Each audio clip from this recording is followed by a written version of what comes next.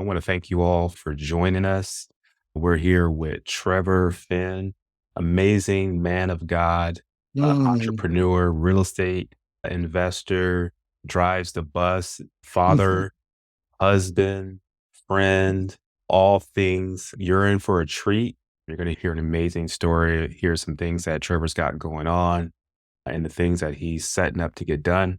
So thanks for being here, Trevor. I really appreciate you spending your time to share a little bit about what you got going on. So go ahead, tell us a little bit about like who you are and like and what you're up to. What do you do? Man, Coach Rowe, that was a perfect and very nice intro. I appreciate that, bro. Man, I got a lot to Yeah. live up to now. So, like you said, my name is Trevor, originally from New York, currently living in Maryland, and married, 4 children. And my background is in broadcast television, and I've been doing that for 30 plus years. And I'm just excited about what God is doing in my life, what God is like doing in other people's lives. And I'm just like, just here to be blessed to be a blessing, bro. Yeah. What would you say that your blessing, like that number one blessing that God has given you so far is? Ooh, we're starting with the heavy ones. We go We're starting hard. with the We heavy. go All hard right. straight. Look, this is the easy part. You said he goes hard. Oh my goodness. God is so good. So to boil it down to one is like really hard. But okay, since you asked the question, I would say the number one blessing is the gift of love. Yeah. The gift of love. Yeah. That's number one. Okay. You know what I Tell mean? me a Love little for bit more love about for that. self. Yeah, love for self, right? First. Actually, love for God first, then love for self second, and then love for others third. I love There that. you go. Sum it up. I love it. I love that. I'm a simple guy. I'm a simple man. I Love always things tell simple. people I'm simply complicated. Ooh, I like that. I gotta steal that one. Yeah. So you're in broadcast by career, and how long have you been doing that? Oh man. Oh, I've been doing that since the early 90s. So 30 plus years Wow. and still going strong. And just like I said, man, it was just something that I felt I was called to because of the curiosity I had as a kid. And Okay. it just played out. We can talk about that whenever, but Okay.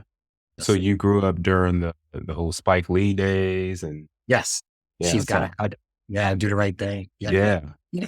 Did that have any impact on you as you were growing up and going through your career? Yeah, I think early on, I wanted to be a director.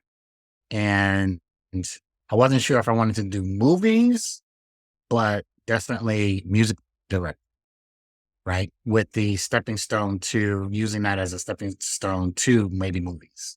Oh, And yeah, so definitely Spike Lee, all the early movie directors back in the day.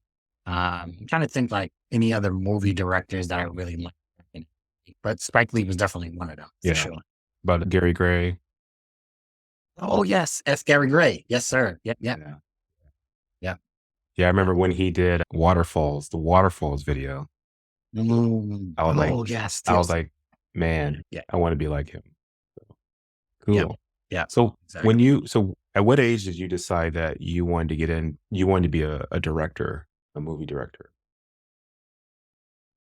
Let me tell you the vision or what happened when I was a little kid. When I was a little kid growing up in Harlem, and I lived. Okay, so we lived in this building, abandoned building, and we had a black and white TV in the middle of the room. And while I was home one night, probably watching TV, and in my mind, I just was like, how did these people get inside this TV? Like, I couldn't fathom it. It just was like a question that just burned deep into my soul.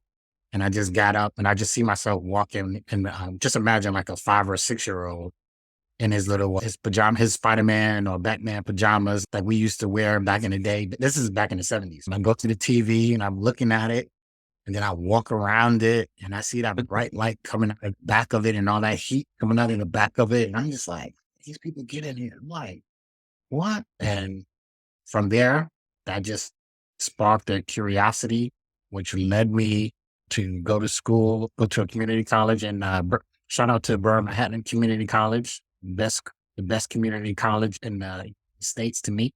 Okay. And there, when I took the name of the major was corporate and cable communications, but the emphasis was on television production. Okay.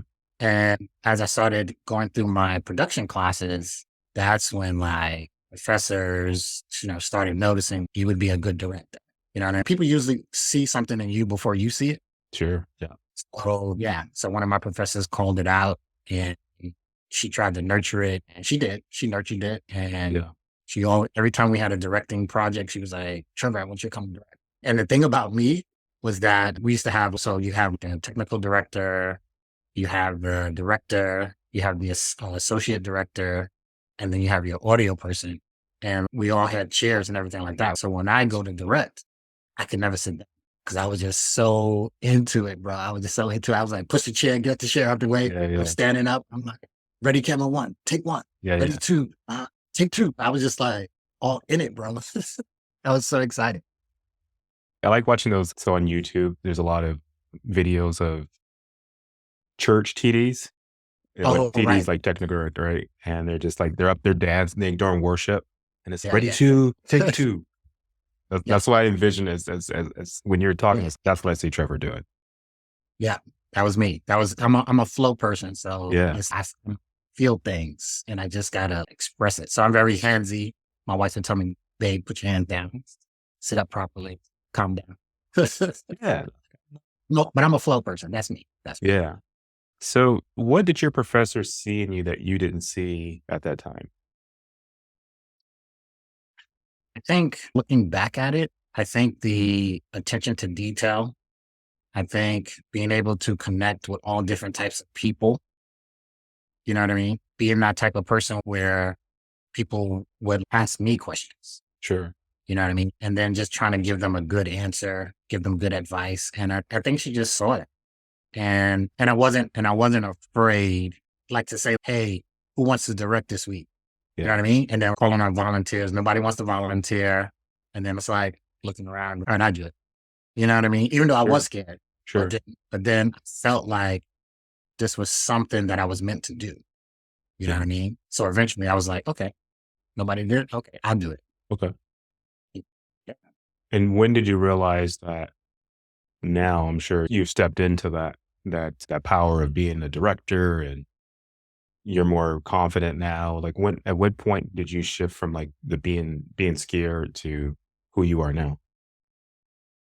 Oh man, this is a work in progress, bro. I just learned this in my television job the other day. WIP, work in progress. Uh, so, yeah. so I'm still a work in progress. I think that now in my 50s, I've embraced the everything that I've learned up to this point.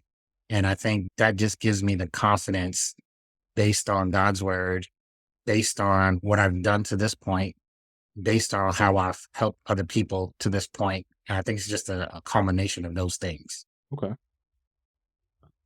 I think we're all WIPs, right? Yeah. No matter how I'm much sitting in work the we meeting, put. I'm like, what's WIP? Yeah. And I was like, work in progress. I think, yes. Just walk around with a under construction sign, like put Right, cones right, around us. right, And right. so tell us about you said that you were living in an abandoned building. Yeah.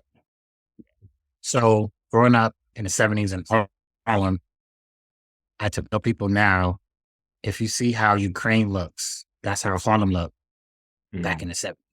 okay. Just abandoned building upon abandoned building, concrete cinder blocks on top of each other.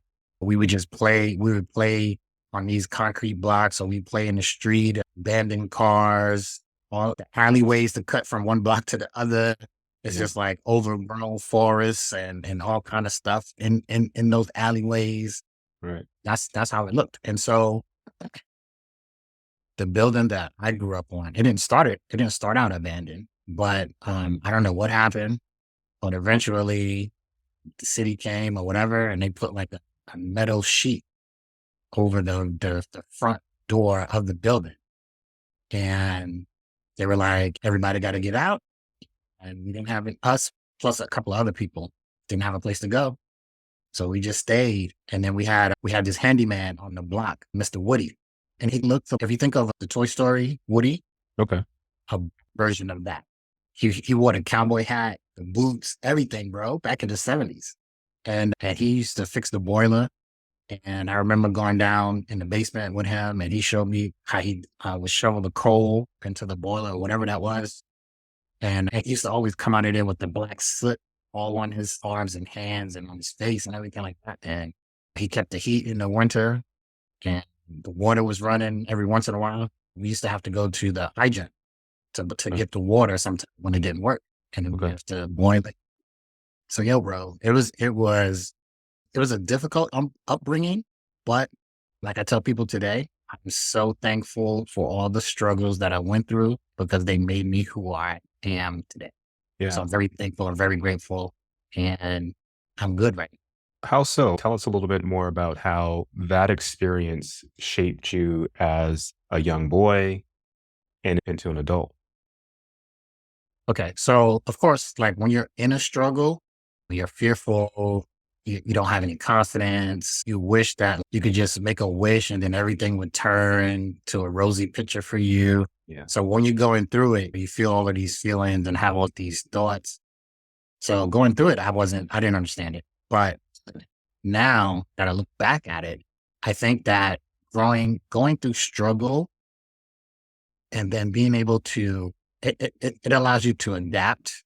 It allows you to grow up quick because the streets makes you grow up quick, right? It allows you to read people and situations at a higher level than I think people that just run in one lane for their entire lives. They don't really experience. So when I look back at it, I would say definitely it just helped me develop into a curious person, detailed person. It allowed me to be able to read people. It allowed me to develop active listening, Mhm. and like all these different skills that I use today were developed in the struggle growing up.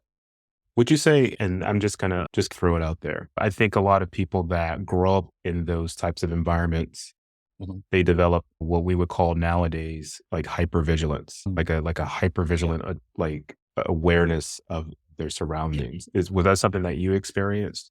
Yes, I'm very hypervigilant. I live in a suburb now, so it's not as high. But whenever I get back into that city environment, it Hmm.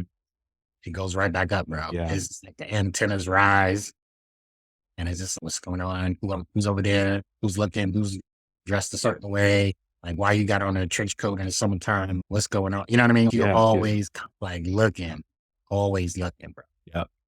Let me ask you this question. So you go to a restaurant, Hmm. back to the door, away from the door. Back, looking, facing in the door. Because you want to see who's coming in and you just want to observe, have the distance to be able to say, if something happens back of your mind, how am I going to get out of here? You know what I mean? Or how am I going to help my wife or something out of this situation? Or maybe look at this person, something don't feel right. You know what I mean? Yeah. Just those kind of things. Yeah. But do Yeah. you find yourself consciously thinking about those things like now? You set me up because I know you got a question coming. I know you got a question coming. Yes, I do. I do. Because I think that the way I think, I'm very visual, right? So that's stimuli for me. You know what I mean? Good, bad, or indifferent. It's just stimuli for me. I'm very visual. And so that I'm always paying attention. I'm always listening. Even though when I might not appear to be, but I am. What do you when you appear to be listening, what are you doing? Mm. Oh, it just might be like a stare or a gaze or something like that. But when I'm actually listening, it's like I feel like wheels spinning in my head. Yeah. You know what I mean? Especially if it's like new information or like something I'm really interested in, or like somebody's like sharing their passion or something like that. I feel like God is like downloading to me in Yeah. those moments. And I Yeah. feel so like alive and connected. So Right. that's the best way I can describe it. Yeah. Yeah. Mhm. I saw this reel the other day. It was hilarious.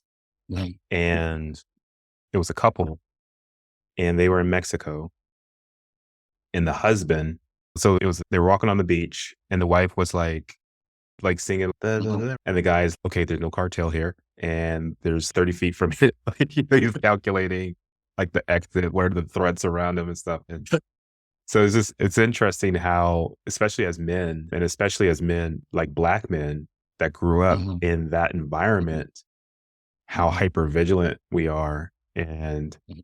it's foreign to people that haven't gone through, they're able to just go and just be. But we're like calculating the distance to the exit, how many people walked in. I can tell you at any given time, like how many people are in the restaurant because it's almost like I have a little clicker. Yeah. One person walked in, one person walked out, one person walked in, one person walked out. It's crazy. But, Like huh? like counting cards. Yeah, yeah. That's really interesting. So how do you feel, so that's an advantage, as you said, for you.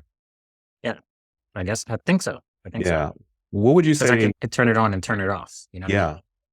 Yeah. Yeah. What can you remember a time where you were able to turn that into a big win? Ooh, big win. Let's see. Not off the top of my head, but I'm sure I have experiences, but I guess I wasn't really thinking of an example. I'm Yeah. sure something will come back and I'll be like, "Oh," 'cause my Like when you're at subconscious will work, be like, right? So "Right." I'm sure you use a lot of these skills at work when you're dealing with new people. And Yeah. um, is there a time where you not even just like a big win, but you've seen how you've been able to turn it into a positive, like when you're dealing with your coworkers, or um, maybe there was an event that happened where you're like, "Ooh, I'm glad I was on my game." Yeah, you always gotta be on your game, bro. Yeah, Always. yeah, Um, I would say like work related, I would say one thing that I had the last time I had a job interview mm, and there was a room full of people. And that was the first time I ever had a group interview like that. And walking in, I was like scared. And then as I like just felt the vibe of each person, you know what I mean? I just, you know what? I am who I am. I'm just going to share honestly what I can do, what I can't do, and what I'm willing to learn, which is everything. If you show me out and just being able to connect with each of those people that asked questions that day and walking out of there realizing that I gave it my all, but I was really in tune to the type of questions that they were asking me. And I right, was just like, that's possible. Yeah, I've done that before. I never did that before. yeah, I said, but yeah, but if you show me how you do it, because I never walk into a situation thinking that I know everything. To me, any place that I go, they're going to have a certain way of doing it.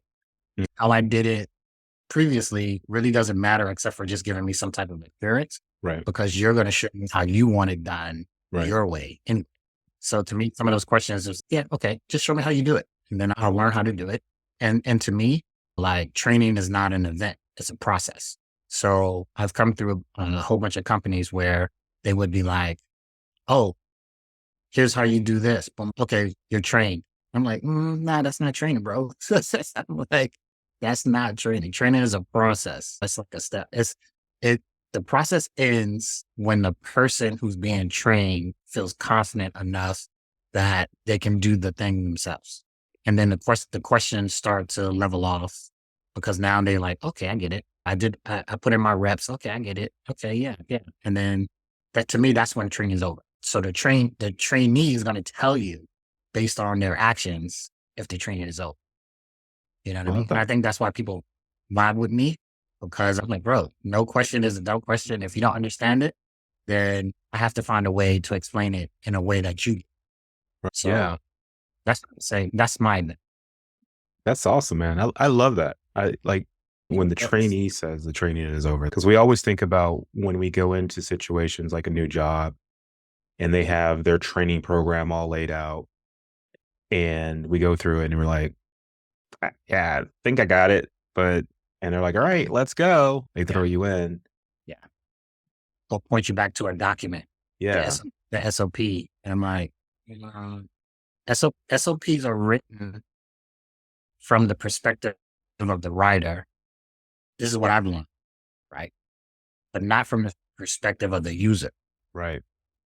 And I think if more documents was written that way, then the trainee would have a clearer picture of what they need to do. That's just my. No, that's perfect, like you said. And there's a lot of different learning styles, and the Yeah. way you learn is different than the way someone else would learn. Yeah, so I love how you said that it's written from the perspective of the person that's writing it, right? It's their bias. This is how I would learn. Like, this is how Exactly. everyone else learns too. That's not Told you. always the case. It's right there. This like that don't make sense. Yeah, that's really insightful. So, what are you currently working on? W-2 wise, or are you talking in real estate Okay. wise? Okay. I like that. I like that. Okay. So what I'm working on right now is an underwriting program for real estate investors, Okay. specifically buy and hold investors. Okay. So I just sent out a poll today and asked people, like, hey, I don't have, basically the poll said, I don't have time to analyze deals, or I don't desire to analyze deals, or I'm not even interested in analyze it because I'm not patient or whatever. And basically I was like, hey, just let me know if this is you, and then contact me and let's see if we Okay. can work something out. And I can provide you my services. And so basically I'm just trying to see if there's enough interest in the market and to see if this is a viable business venture. Yeah, seems like there would be a lot of interest. I know how it Oh, is to, like, underwrite deals, man. We want the we want the deal, but not wanna do the numbers to get the deal, if that makes any sense. yes, sir. Well, we want Want the the numbers. destination, but not the fly. Yeah, definitely, definitely. It's like the and you're in a good position because it's the picks and shovels Yeah. of real estate investing. You Mhm. say, "Hey, The gold rush. yeah, I'll give you the numbers and good luck." And so that's a benefit. Yeah. So walk me through this. So what's a journey like? So I'm an investor and Mhm. I find a property and Mhm. either I don't really know, I'm not really confident in doing my own due Mhm. diligence, or Right. I have so many leads that I just don't have the time to do it because I'm busy doing other things. Like, what's the journey for me? The journey for you is basically you take that information, you send it to me, right? Right. And there's certain questions that I need answered from that information, and I'll extract it. I'll put it into my spreadsheet. And what I do is I'll look at Section 8, I'll look at long term rental for the market, look at short term rentals, I'll look at midterm rentals, and I'll look at pad split, rent by the room. And I'll go through those 5 models and price it and everything. And I'll get an answer. And then what I'll do is I'll send that information back to you so that you can make a better informed decision on what exit strategy best suits you. But I'll probably know that exit strategy from the beginning because we'll have a discussion. So right now, I know a lot of people are looking for long-term rentals, and then there's a lot of people looking for short-term rentals. Okay. But the big thing that's really picking up steam is the pad split, What's rent that? by the room, the Oh, pad split, okay. the co-living model. Okay. That's picking up a lot of steam, and a lot of investors are starting to move towards that. So yeah, so I try to give people options so that they can find the exit strategy that best suits their needs. Yeah. Okay. And I think we talked about it briefly before. So you had a couple different tiers. Yes. So So I'm weighing doing a flat fee model and also coming up with a subscription. okay. So it's all going to be based on the investor's needs, Sure. whether they just want just a couple of one-offs, so we can do a flat fee amount for that. Or if they like have a lot of leads coming in and don't have the time to do it, then maybe a subscription model might be better for that person. So Yeah. I'm flexible.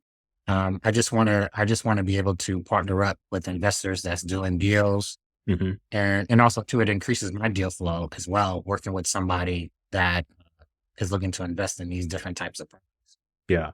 And do you have something that's separate for someone who needs to be handheld? So you have your basic Oh, flat fee thing, and then but I think, "Hey, Trevor, man, I really need you to handhold me through the process." okay. Do you have So anything designed?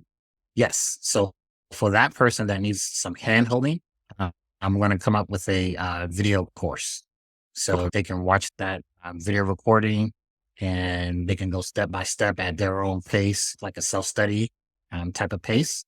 Mhm. And so actually we'll have those 3 types of models built out and present that to the market depending on if the market says this is the thing they want, which I know they want because Yeah. I was on a Zoom the other day and people said that they lent money or they bought a property and they didn't even do the due diligence. And I'm Yeah. like, "Eek, Like, how that's much of that are you seeing? Are you seeing a lot of people that are, to use the word, like a newbie, and they're excited, right? They're excited about getting into real estate. They see everyone else making money yeah, and they go into it and then they lose money.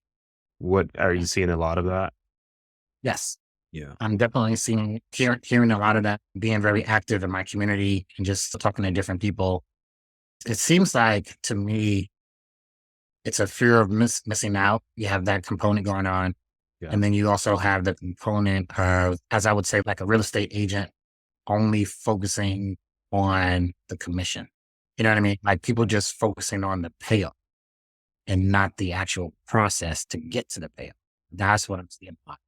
So what advice do you have for someone who is they got bit by by the FOMO bug Mhm. and they're heading towards potential risk? What advice would you give someone?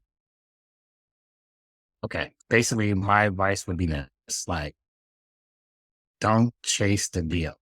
And I think we all do that at some point in our lives or even in our careers. We chase the high salary job or we chase the investment return or whatever. Don't chase those things. So if to me, I think the best thing is to solidify relationships. Go after relationships Yeah. so that like you have people like that can hold you accountable, like how you do with me, Coach Rowe. Right. So you have people like that in your life that can hold you accountable. You also have people in your life that you can bounce ideas off of. And then you have the opportunities will come and then you can learn from the different people and the different relationships that you build. The deals will come out of those relationships. Yeah, absolutely. You know what I mean? Yeah, definitely.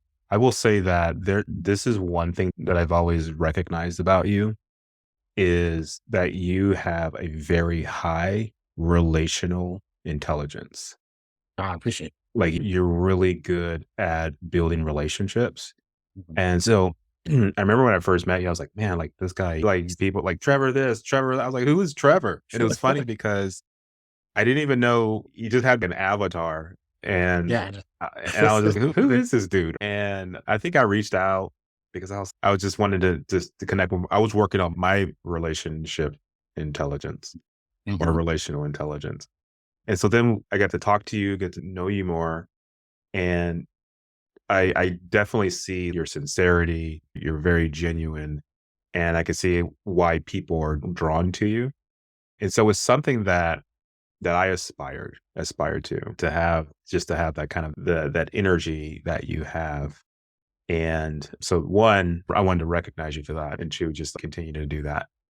And it's I think it's something to be said for everyone, like you said. Nowadays, we're going into a different era, right? We're leaving the technology era and moving into the relationship era. And that's being done through personal branding and so forth. So I think that you're definitely on the right path for that. Thank you. Thank you.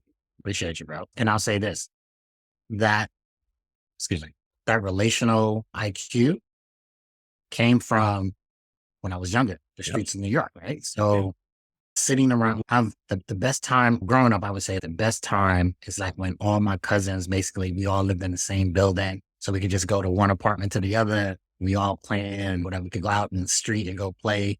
But when I wasn't doing that stuff, I was always around adults. Yeah. Like the firstborn, I'm the firstborn, right? So the firstborn, you get all the responsibilities at an early age. And that kind of carries through up to adulthood. So one, I have that. And then sitting at the feet of all these adults and just listening to their stories. And then from a little kid, like total strangers up until this day would just strike up a conversation with me and just basically tell me their whole life story. Yeah. And I think it's because of that relational IQ that I do have. Yeah. And like I said, it was born from the streets of Harlem. Yeah. Shout out to Brooklyn too, because I lived in Brooklyn as well. Brooklyn. Yes, sir. Do you think someone can learn that emotional intelligence? Yeah, I think everything is learnable. Yeah. It's just one, do you have the desire to learn it? And then two, can you endure? Okay. Because it's not a microwave. It's not a microwave. You're not going to get it. You know what I mean? And you take a 3 hour course or a 1 week course or whatever. It's like, it's just a journey. Everything's a journey. You Yeah. know what I mean? And so you'll get it if you have the desire and you have the endurance to last. Right. And how do you develop the endurance to last? For me personally, I think it's depending on God, because I think when I depend on my own strength, my own wisdom, my own tactics, it doesn't work. To me, you have to have something higher, bigger, better than you that can sustain you through those difficult times, those Yeah. difficult moments. And for me, that would be my. Yeah. I was listening to this interview last week, and the guy said they interview like all these multi-millionaire, billionaire people. And majority of them came back and said that God was center of their business and their life. Yeah, I agree. And I was talking to a friend just the other day that is of a different religion, but has views that like basically like all religions, there's four doors to God and very centered to business, to their business. Mm-hmm. And it's like you said, a lot of times we get caught up in the your God is not my God, right? Situation versus the idea of when, like you said, when we have something higher to look towards other than ourselves, then we just can we're just a completely different result that we get. And what I hear you saying is that God is centered of your life, your business, Yes. and that's your Yes. advice for everyone listening. Yeah. Amen. And it also takes me back to your earlier question when we first began. You said, what was my greatest blessing? And I said, it was love, Yeah, right? Because God is love. So I identify with. And so he's also wisdom, which his wisdom is much greater than human wisdom. So why would I want to rely on my wisdom? Like, because I don't know it all. exactly. And the stuff that I do know, sometimes I'm not even sure about. You know what I mean? So I have to depend on his wisdom. Yeah, And so far, so good. And like everything is to me working out, because even when I fail, I learn. So I'm still good, yeah, you know? yeah. I love that. Man, we could so many things trying to I contain know, I know, myself I over know, here. I I know, was like, I let's go know. to Genesis 1. Yes, yes, yes, yes. First thing God told you about himself is that he's a creator. Absolutely. That's the very first thing he told you. So basically, we who are made in his image are creators. Let's Absolutely. start creating people. Man, thank you for saying it. Yes, we are made in his image.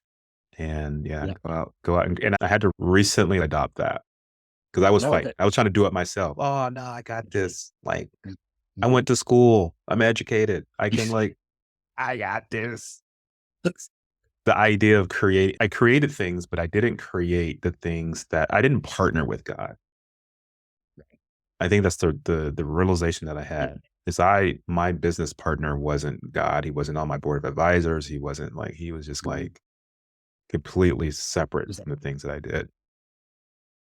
just standing back like, Yeah. I'm just waiting for you to call me. Yeah. He's like, hey man, what's up? Put me in. Like, oh, you go do that? Oh, hey. I wouldn't do that if I was you. I know how it's going to turn out. Yeah. Yeah. Yeah. But we still would. Oh, so based on what you just said, I'm going to say the saying that I heard, that God is always going to get what he intended from the beginning, because he knows the end from the beginning. So he knows what path and what things we're going to do. And because he already knows that he's going to get what he intended from the beginning, we can make those mistakes, but we're still going to end up right where he needs us to be. Yeah. And that's how I feel like in my life. I feel like I am where he intended for me to be, because I didn't grow up in the church. You know what I Yeah. mean? I didn't grow up with, but he still got what he intended, Yeah. which is me. Absolutely. Are you familiar with so there's three parts to man. So the spirit part, soul part, and then the body Mhm. part, like the flesh.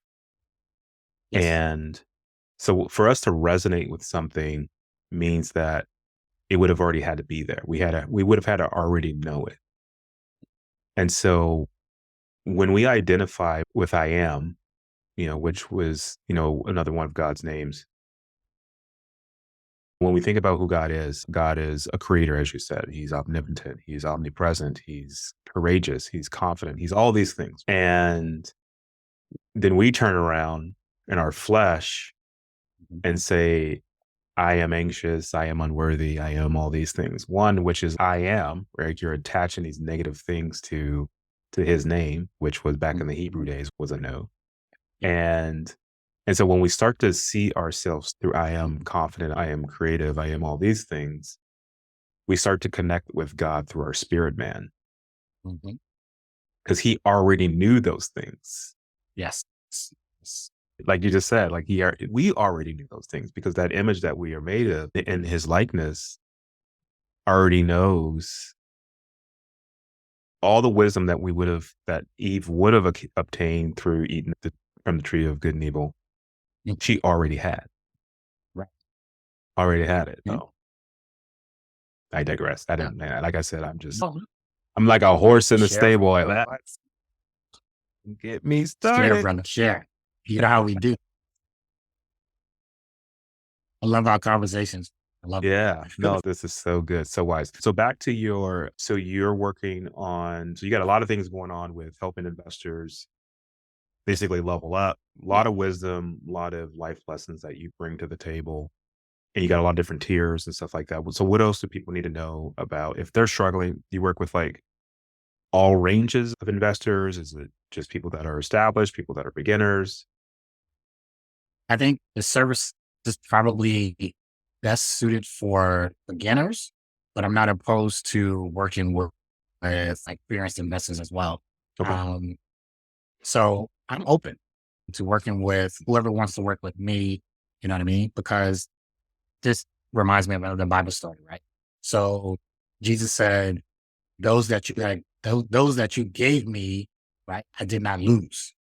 Right. And if you imagine Jesus in Galilee and all these different towns and everything, he had these throngs of people always following him. Yep.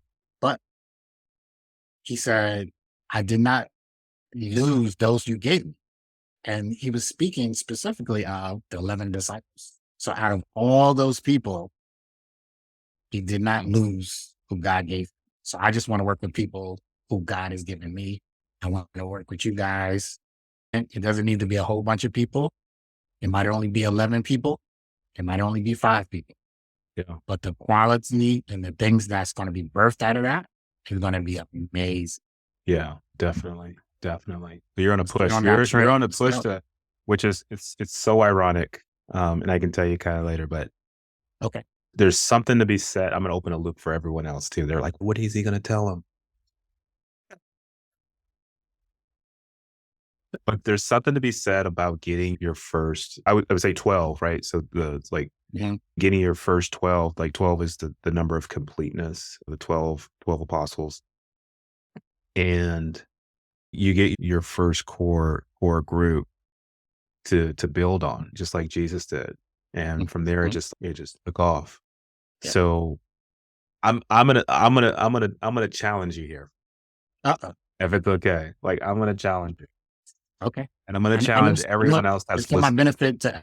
elevate, and it's going to be the challenge that you're about to give me. I don't know what it is, but I said it's going to be to my benefit to help me elevate, but it's also going to be a blessing to the other people that connected to me. Yes, absolutely. Okay. And thank you. Challenge. See, we're connected. We're connected. Yeah. So the challenge is to get your Okay. first 12. Okay. And for those first 12, what can you offer them that's you're going to provide so much value, like on top of the value that you were already going to provide for them? What is it that Yes. you're willing to offer to them to get those first 12? Because right now it's go time. It's good. I think, like, We hadn't talked, had we no, talked about this before? no, we're Nope. not. It was completely out of like, We- you're welcome. So we're if in you're a, one of the first 12, I want you to send me a message and thank me because Trevor is Yes. getting ready to provide you with a ton of value. Yes. I think the value goes back to just that relationship, right? So it's not like a one and done thing. I'm a person that loves to teach and train and pour into other people with life lessons that I've accumulated through my own experience and also through the experiences of others. So the relationship is what's going to get fed, and the vehicle is just real estate. And each person desires something different, right? And I can only know that once we connect. And then once we connect and we start vibing, then I can understand what the value can be. So I can't just give you like a general thing, but Can I give because you I'm a can flow I freak, give you one? Can I give you a specific yeah, one?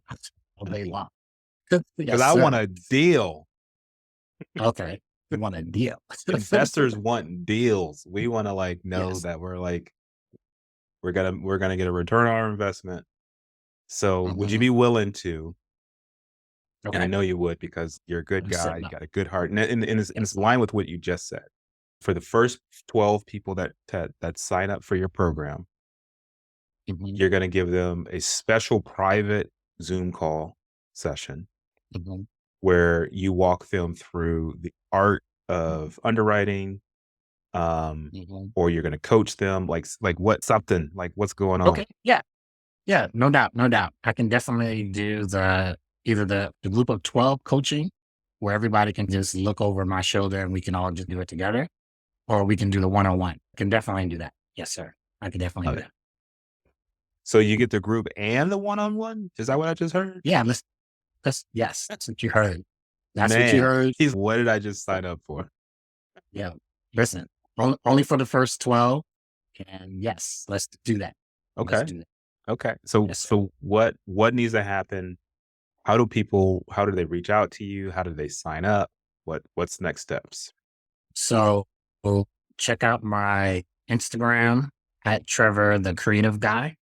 Also look me up on Facebook. And you could also look me up on Facebook and LinkedIn. I'm just Trevor Finn. That's who I am. So look me up. I put out a post.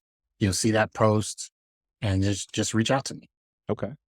Okay. Just send me a message. So run us down again. So what is the program? What do we get? What how's it gonna change So investors' lives?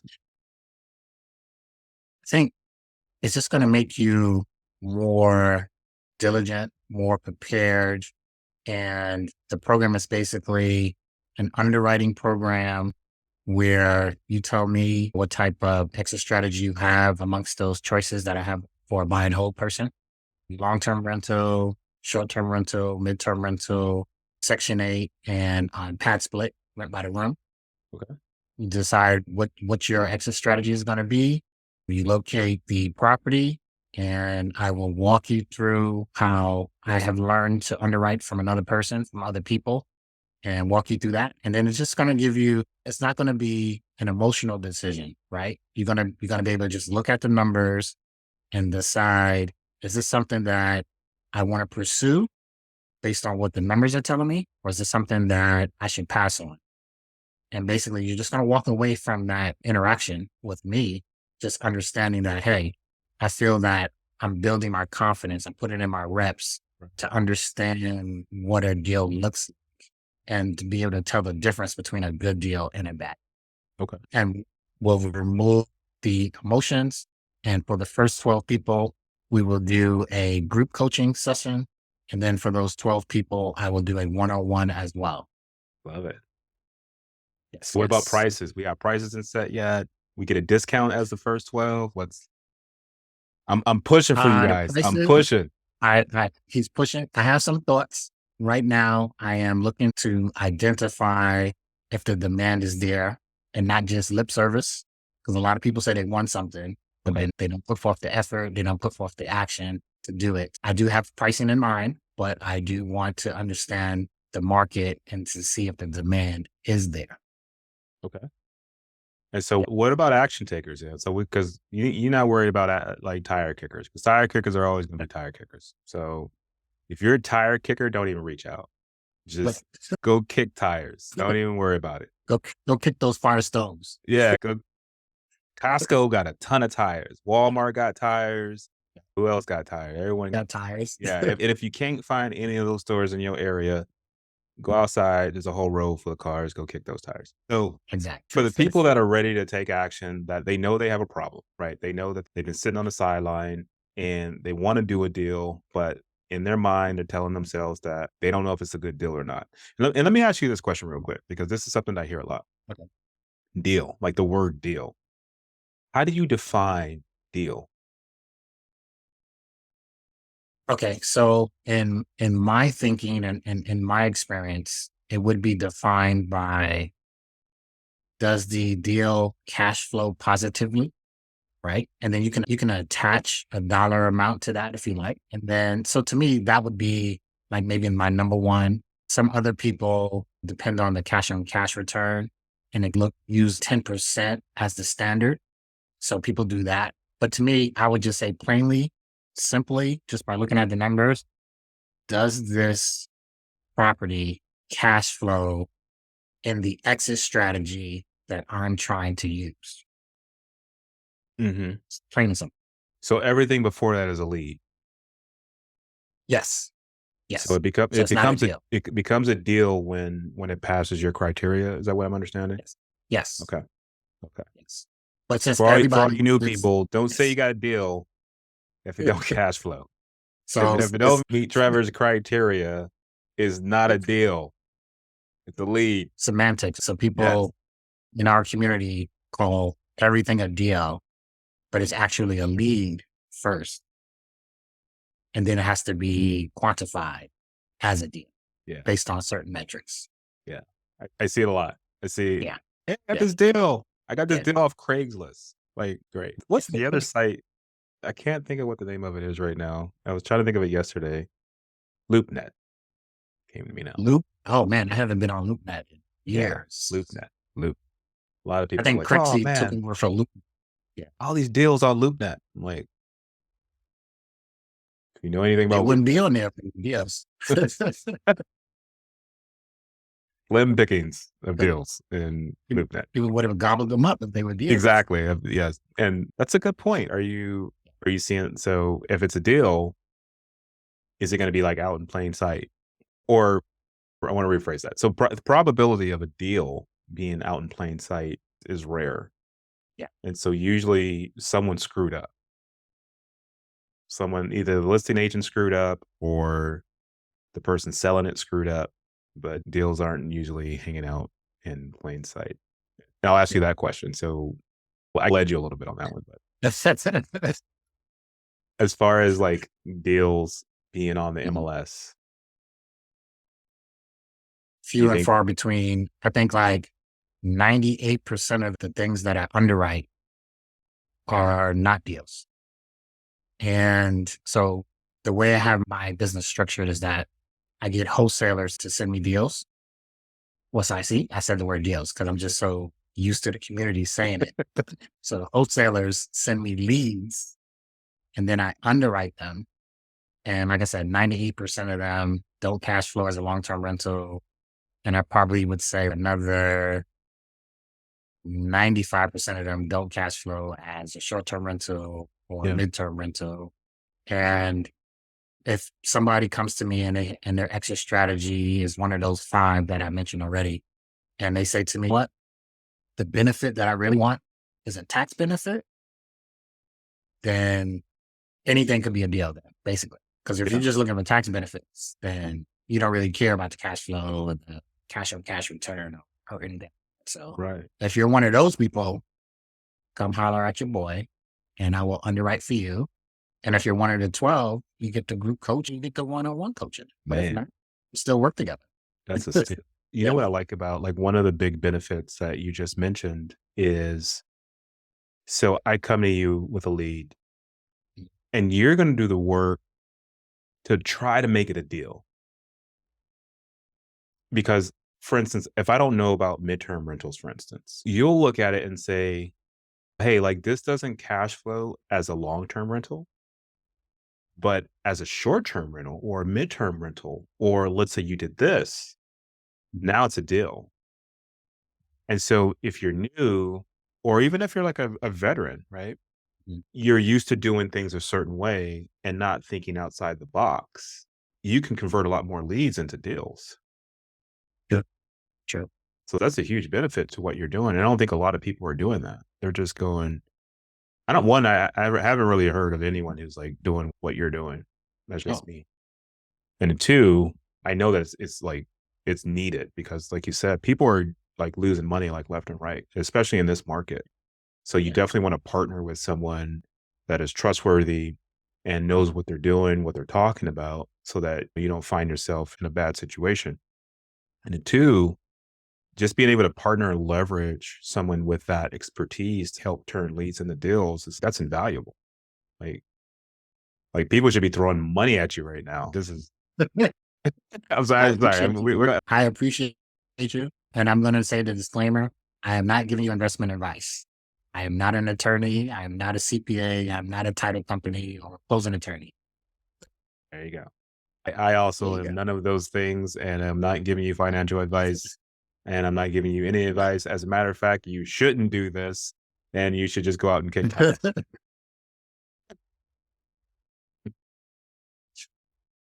Yes, sir. Yes, sir. There you go. Cool. We So what are covered those bases.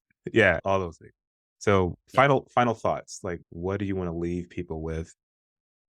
Crack into that wisdom. I would want to just leave people with your best days are ahead of you. You don't have to live life and do life on your own. Whatever you're going through right now, you're not the only one. There's people in this world that want to come beside you. There's people in this world that are ahead of you that want to reach behind them and pull you forward. And there's people behind you that want to push you in the right direction. I just want to leave you with that. And to me, faith is very important, right? And I want to share my faith in everything that I do. And to me, how that comes across is using God's wisdom to give you good advice. Trying to make sure that I continue to learn and reach the potential that God placed inside me. And then I can use the encouragement that I have to encourage you to do the same. Amen. Amen. There we go. We didn't really talk about the Trevor Finn podcast and what you're Mm. doing with that. And you just got a little taste of the knowledge bombs that he drops on his podcast. When can we expect to see more of that? And Well, I have a bunch of people in mind that I want to interview. And again, I'm a float person. Know that the timing is right. Those people I'm reaching out to you and I'm going to ask you to just sit down and let's talk. Let's just chop it up. yeah, And it's gonna happen. You know what I mean? And I'm looking forward to it. Just like I look forward to our discussions, Coach Rowe. And I also just want to say, I'm so proud of you. I'm so thankful for God bringing you into my life. I'm so excited about all the things that you have on your plate that's going to bless the community and bless the world at large. And I wish we could talk about that. I mean, because before I came on this podcast, you showed me something and I was like this. I like what I'm seeing.